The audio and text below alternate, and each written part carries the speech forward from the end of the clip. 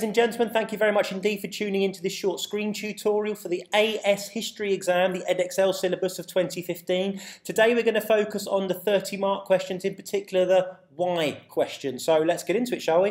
What are the question essentials? Well, you're going to have to answer two 30-mark questions in your AS History exam for Unit 1. You need to pick one from each of the modules you've studied. In the case of my group, it will be the Tsarist era, 1881 to 1924. Then another 30-mark question for the Stalin era, 24 to 53. You spend 40 minutes, roughly, on each of those questions. That's an hour and 20 in total. So the 30-mark question stems. How do these questions begin? Well, there's some similarities. How far, how important, how significant, how extensive, to what extent? They're all very similar. They require you to make a judgment on the relative or explicit importance of one factor in relation to an event, an individual, etc. The why questions are slightly different, where you have to sort of explain why something happened or what was the cause of something. So, how do we focus those questions? Well, I would structure it like that. I would start with an introduction where we establish the argument.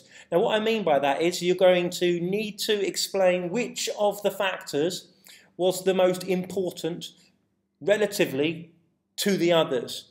So if you just explain why something happened, great, but you're not going to get top marks. You need to explain which of those factors was the most important. So the general structure is introduction, where you set forth that argument. Then you talk about your factors. Now, I would do it in importance descending format. So your most important, second most important, third, fourth, if you've got time. Or if you know enough to put a fourth in, fine. Then you reach a judgment on which of those factors was most important, which is second, third, etc. So that is how I would structure it. Introduction, talk about your factors in order of significance, and then reach a judgment that makes the examiner know 101% which of those factors was the most important relatively. What do we mean by relative significance then? If we take the mock questions, why is the iPhone the most popular smartphone? There's thousands of reasons. Some of them are there. FaceTime, AirDrop, Slick Design, iTunes, etc. There's so many reasons. I'm sure you could name many, many more.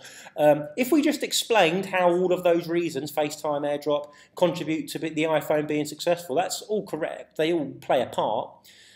But that would be quite simplistic because those reasons do not play the same role relatively. Some of them are more important than others. Now, I would suggest to you that FaceTime is important, but maybe it's not as important in the iPhone being popular as the Apple branding, because FaceTime isn't cross-platform. You can't speak to your friends who've got a Samsung or a LG or a Lenovo phone. So FaceTime is great, but it's not one of the main reasons why it's important. The Apple branding and that slick design is probably more important relatively.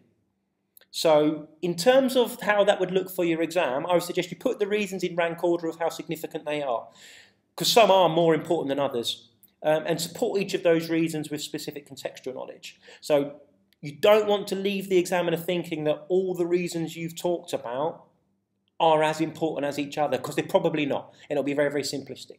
So put them in rank order of significance and leave the examiner in no doubt whatsoever which of those plays the most important second and third most important roles. Okay then, so some quick tips then. You need to plan before you start, because that will enable you to, from your introduction, explain and argue and rank which of those factors is most important. If you don't plan, then you're not going to know which is most important. You'll just end up explaining all the factors, and you'll get a lower mark. So plan, work out which are your most important, second and third, and put them in that order, and include that in the introduction. So you've got an argumentative, analytical, evaluative tone from the outset. Put the reasons in rank order of significance, so you make sure you don't run out of time and you're showing the examiner which is first, second, and third most important. Make sure you're arguing, not just explaining. So assert, make your claim, then back it up with reasons, evidence, and support and explanation.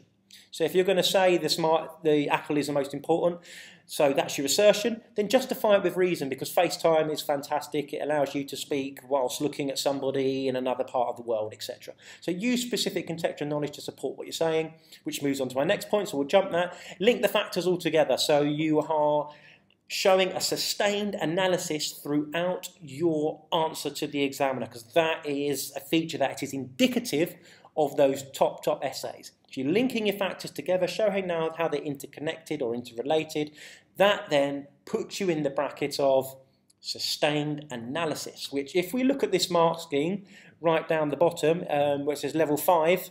So somewhere down the bottom there, it says 25 to 30 marks. You need to have a sustained analysis. It needs to be thorough and detailed. If you link your factors together in a why question, it evidences that for you. So link your factors, keep your argument going throughout, begin with an argument.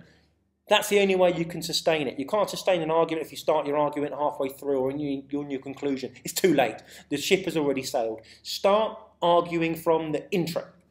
All right then. Now, if we look at this exemplar answer here, courtesy of one of the excellent textbooks, we start there with introduction. We've then got 3 reasons, so 1, 2, 3, and a conclusion. It's a great explanation of why Russia emerged as a superpower following the Second World War. It explains that, its sphere of influence, the Russian economy, and then the final fact they talk about is military might. Great. The problem is here, they are not putting those reasons in order of relative significance. So they're just telling the story of how Russia becomes a superpower. They are going through each of the factors as though they are all equally important, and they are not. They are explaining, they are not arguing to any significant degree. So if we look at the conclusion, Russia became a superpower following the Second World War because of its sphere of influence, gave it an advantage, etc. And then all the other facts. It just explains them. Still no ranking there. It's not showing the examiner that this candidate has a grasp of this is the most important because. It's more important than because. It's just an explanation. Don't fall into that trap. How could we do that better? Well, here's an example from one of my students. The first paragraph you see there is an introduction, which is great. It's not the same question, by the way.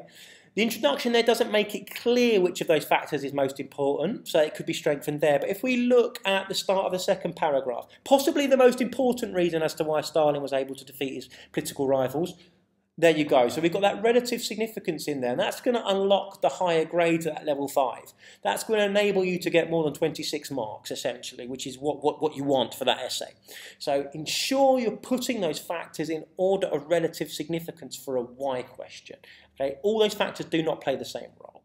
I hope that makes sense for you. If you've got any questions whatsoever, tweet me at HistoryChappy, or you can view my website, www.historychappy.com. Thank you very much indeed for watching. Goodbye.